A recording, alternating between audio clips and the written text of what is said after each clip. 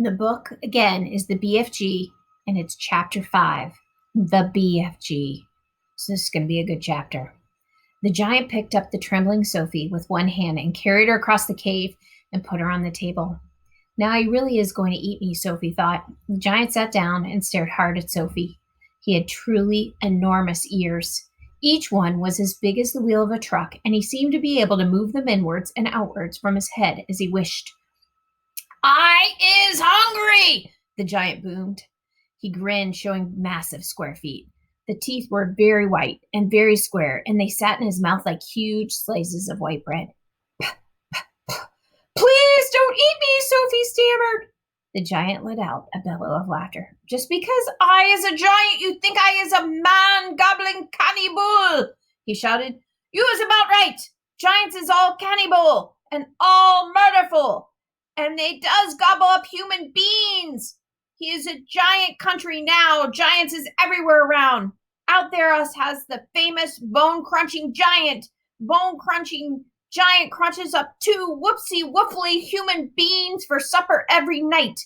Noise is ear-bursting. Noise of crunching bones goes crackety-crack for miles around. Bone-crunching giant only gobbles human beings from Turkey," the giant said. "Every night Bone Cruncher is galloping off to Turkey to gobble Turks." Sophie's sense of patriotism was suddenly so bruised by this remark that she became quite angry. "Why, Turks," she blurted out. "What's wrong with English?" "Bone-crunching giant says Turks is tasting ever so much juicier and more scrumdiddly-dicious.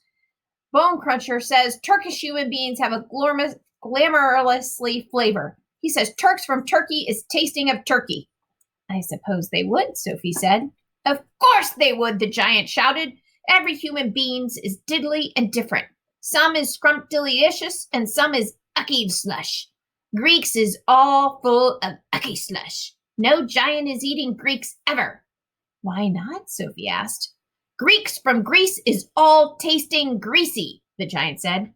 "I imagine that's possible too," Sophie said. She was wondering with a bit of a tremble what all this talking about eating people was leading up to. Whatever happened, she simply must play along with this peculiar giant and smile at his jokes.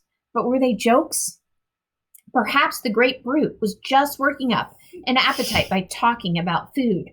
"As I'm saying," the giant went on, "all human beings is having different flavors. Human beings from Panama is tasting very strong hats." "My hats," Sophie said. "You is not very clever," the giant said, moving his giant great ears in and out. "I thought all human beings is full of brains, but your head is emptier than a bundoogle." "Do you like vegetables?" Sophie asked. "I don't know. We're probably going to find that out, right?" Oh, and here's the picture. See her talking to him? Sophie talking to the giant. "Do you like vegetables?" Sophie asked, hoping to steer the conversation towards a slightly less dangerous kind of food.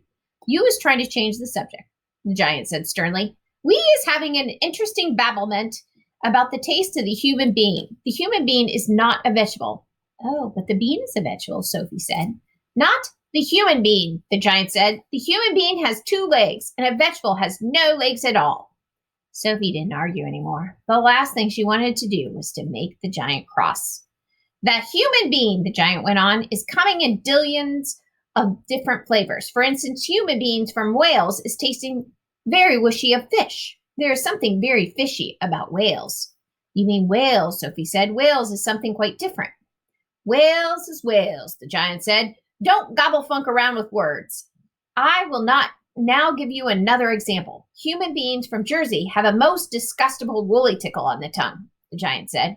"Human beings from Jersey is tasting of cardigans." "You mean Jersey," Sophie said. "You're once again gobble funking," the giant shouted. "Don't do it. This is a serious and snitching subject. May I continue?"